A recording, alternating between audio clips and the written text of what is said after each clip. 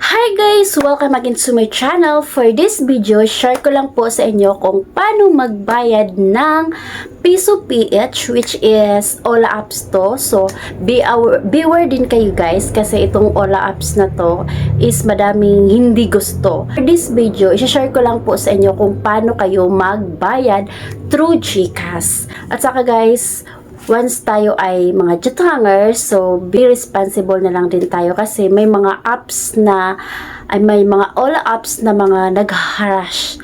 So para hindi tayo ma-harass, isipan din natin kung mag-utang tayo o hindi. Kasi may mga Ola apps na sobrang laki talaga ng interest, parang kalahati na. Like this Piso PH, parang ang dami ding nagko-comment. Kung titingnan nyo yun sa apps, sa Play Store, titingnan nyo yung mga comments doon. May mga madaming hindi maganda ang comment kasi sobrang taas daw ang tubo ng apps na to. So ngayon, tuturo ko lang naman sa inyo kung paano magbayad through GCash. So yan, let's start! So yan na guys, punta na tayo sa ating GCash account. So, after natin mabuksan, ayan, nandito na tayo sa ating GCash. So, after natin nabuksan yung GCash natin, punta tayo sa bills. So, ayan, pindutin natin yung bills. Ayan, nandito guys. And then, after mapindot yung bills, punta tayo sa ating loans na kalagay dito. So, click natin yung loans, and then, lalabas siya dito. I-search natin yung Skype. So, yan, Skype. Then, search natin yung, ayan, click natin yung Skype. So, nandito na tayo sa Skype. And then, ito na siya, guys. Before pala siya, guys, natin pupunta muna pala tayo sa ating account natin sa Piso PH. So, may nakalagay dito is, itong account niya is account number. So, i-copy natin yung reference niya. So, before doon, may nakalagay naman reference or kaya may nag-text na reference. So, ay nandun sa apps talaga. Hindi siya nagte-text pala guys. Dun sa mismong apps, may nakalagay doon na reference, repayment method. So, doon i-copy mo yun. And then, dito mo ilagay sa account number niya. So, pipilapan mo lang tong amount. So, kung magkano yung amount mo. And then, may service fee siya ng 10. And then, ilagay natin yung account number.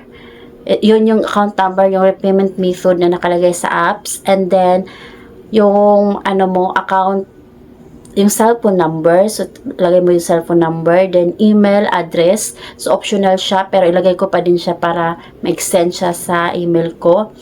And then, click mo lang yung dito. May nakaklik. So, after nun, i-next mo lang. After pag-next, so may confirmation kung tama ba. So, check mo uli. So, pag okay naman, send, mo na siya, i-next mo na siya. So, ayan na siyang lumabas. Example, ito na yung lumabas. So, yan. So, ito na yung receipt niya. So, ito siya guys is itong Piso PH, wala ko na-receive sa Gmail ko na confirmation. Kaya, sinave ko talaga itong receipt sa GCash. Kasi, may nakalagay pala doon sa, sa apps. Binasa ko dito sa apps na, dyan, ilagay ko dito guys, ito siya. So, i-open mo lang una is, sabi niya is open GCash app and log in. So, if you don't have a GCash account, you need to register first. So, kailangan mo talaga mag-register. So, second, find the bills icon button on the home page and click the bills page. So, ayan. Third, find the loans icon button and click to go the loans page. So, yun, yung pinakita ko kanina. And then the fourth, find the Skype column in the loan page list and click on the P-bills page. So, kanina, di ba, nag-find tayo ng Skype. So, Skype siya. So, fifth, enter the contract number, mobile number, amount, email, confirm, and submit the repayment. Yung contract number is yung sa apps yun guys, makikita na repayment doon na nakalagay doon. So, ayan. Then, 6 after completing the repayment, we will receive a text message notification. So, text message lang ang dadating sa'yo na confirmation na cleared ka na, example dito. Pero, sa akin kasi, yung mga hindi registered number sa akin is nasa spam.